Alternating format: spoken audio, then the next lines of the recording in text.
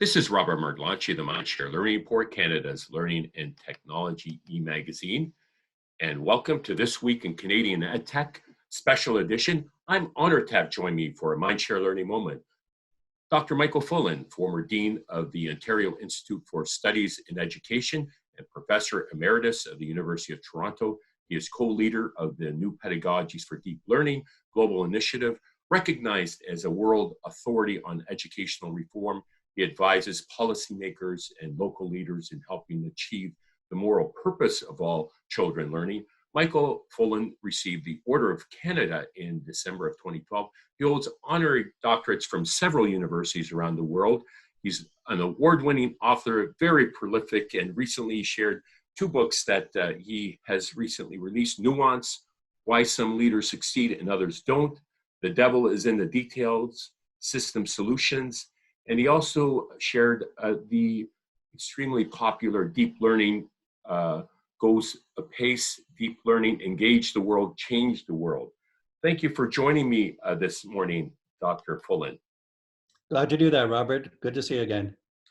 2020 started off with great optimism, and all of a sudden, the coronavirus hit. And first of all, how are you doing as a family? I hope you're healthy and well. Yeah, we're fine. I mean, there are about five of us, I guess you could say, with sons and combinations, and then people living. Some of my sons and daughters are living around the city, but everybody is, of course, hunkered down accordingly. But everybody's healthy.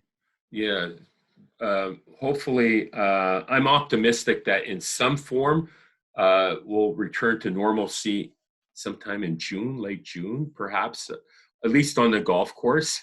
I have a good friend that's spent 6 months in Arizona, and they're golfing down there, so I'm very envious of that. But what sparked my interest in having a conversation with you this morning was one of your tweets where you alluded to the fact that if school districts had a vision of going down that journey of infusing technology-infused pedagogy, that the transition would have been smoother. This has never been a more technologically transformational period in our lifetime. Yeah, I did. You probably will recall. I did a book in 2012 called Stratosphere. Right, I remember interviewing you on that. Yeah, we did talk about it, and you remember the content was right. Three things: technology, pedagogy, and what I call change leadership or change dynamics. And I said each of these three have a kind of a life of their own, but they're not connecting. And technology is kind of running all over the place. And I said in the future, those three things have to come together and in order to be productive. And then since then, in effect, what our team has been doing in California, in Victoria, Australia, across Canada, including Ontario, and with school districts is to develop the collaboration, which is the change leadership and capacity building part, and integrate it with pedagogy and have technology as the accelerator. Of course, COVID-19 has blown this apart. I'm glad to talk about the pros and cons because Sure. There are both pros and cons to it. Absolutely. It's, as I alluded to, it's never been a more exciting time to be in education in the past and recent past. And innovation happens at the speed of trust, doesn't it? Yeah. When we entered 2020, and I had, we'd written about this in the book on the devil is in the details, Mary Jean Gallagher and I've written in a couple of other things. And basically we said 2020 is a kind of a marker year.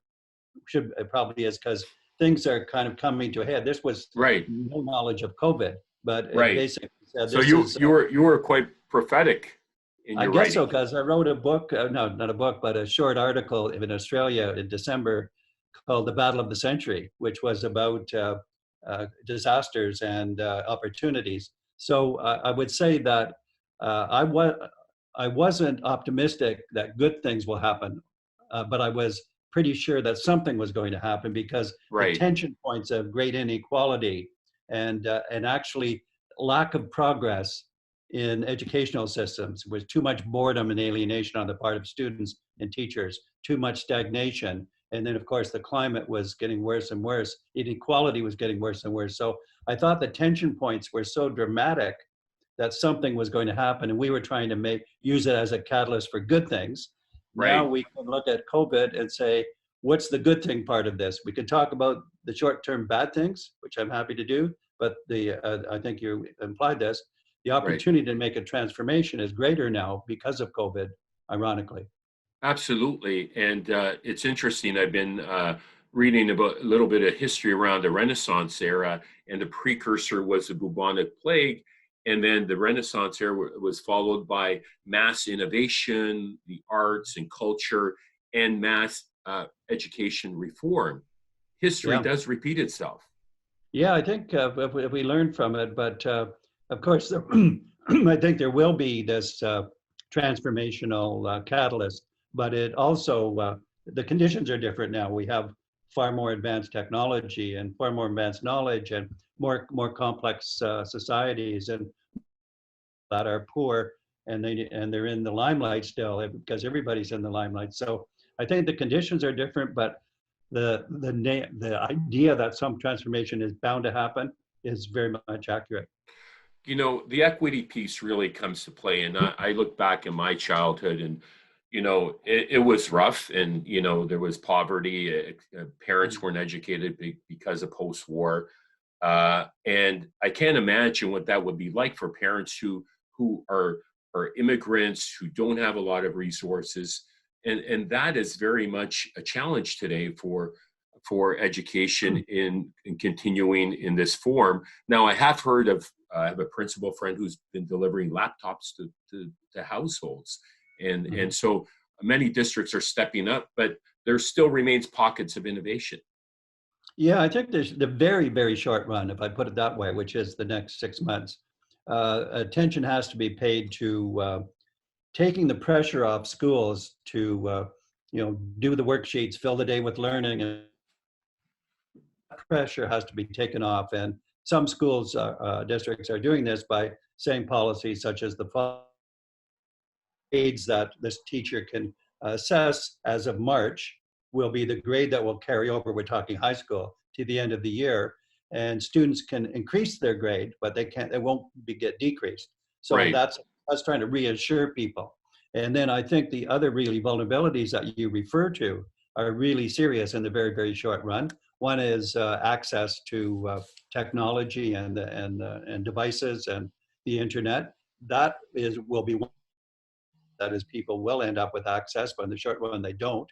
The other part is that those that are not on the trend are falling behind or not really solid with their education, they are the most vulnerable. And I think they're the ones that the lack, it's almost, although it's more than this, what happens over the summertime when kids who don't have the resources, they lose ground compared to other kids. And now we're losing ground big time, I think. Absolutely. And I know UNESCO formed a coalition, and we formed a coalition in Canada that I will talk to you about, that is intended to allow for the continuation of learning at home. And we've assembled, non-for-profits and ed tech partners that can provide the resources at no cost. It's a difficult time for those solution providers as well. Many of them are startups on the cusp of not sustaining. So, but everyone wants to support, and there's nothing more important than your kids' education. Yeah, it has to be. I think the emphasis, and we've said this in some of our posts, those that are most vulnerable, that's where the attention needs to be paid in terms of not only certainly the technology support, but also taking some of the pressure off, overloading the learning and concentrating on what learning is going to be manageable and good and well supported. So really a major attention to those that are in the least favorable position to handle it. And that really is the major first thing. And on the bigger learning, we've said, don't run towards comprehensive solutions. Catch your breath and let's figure it out. And I think it is the case one way to put it, it sounds like too much of a criticism, but if you ask yourself in the normal schooling day from 9 till 3 or whatever, how much time is wasted not learning when people were at school? So there's a Right. lot of wasted time already. Let's not then worry about the waste as long as we can get in there with some positive learning. And the other thing we recommend is whatever learning that happens has to focus on two things. One is a very strong interaction about how are you doing today between Right. teachers, students, or whatever. That's the one The side of the it. wellness piece comes into The wellness, play. how are you Yeah. doing? And that is a priority. It's always should have been a priority for learning, but Right. it's stark right now. And the other is to make sure quite a few of the solutions are people, two or more teachers working together, even though it's virtual, to Right. relate to students. Because the cooperation, you get the feeling of the relationship and the support and the personal side, and then you get better ideas and better implementation. Do you envision when this comes to a conclusion, or normalcy resumes, that we'll be reflecting, and a great opportunity for research? And then, do you think there is potential for a national task force or some sort of coalition uh, to examine this period, and to address this crisis Mhm. so that it never happens again, so there is more seamless continuous learning? I do envision that, and we're trying to make that happen. So it's not just passive envisioning; it's really Right. proactive. And I think I'm also a great fan of evolution. I study it and I look at Right. evolution. If you look at evolution, you can say, well, it has just by natural evolution. It's not like somebody's designing it, Right. but which is mainly true. But you can also, from a human side, stimulate what is happening naturally, anyways. Right. And so all the stuff, the brain research we have in neuroscience now about people being able, the new neural pathways and affiliation and well-being being very strongly embedded in relationships and necessary for learning. So I think what will happen is people like us, like you, we will Right. be part of stimulating a solution that might have evolved more slowly, but now it could involve exploration. Right.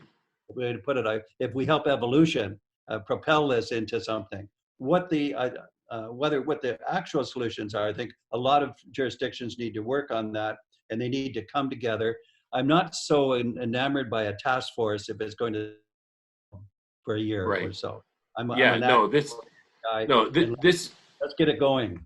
absolutely, this is about courageous leadership and making an impact. It's not Yeah. about a long drawn out process. Just as the someone described to me the impact on technology transformation today.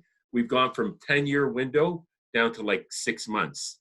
Just Yeah. the acceleration. So I've never been more excited to be part of education in today, and I see great promise. It takes a digital child to raise.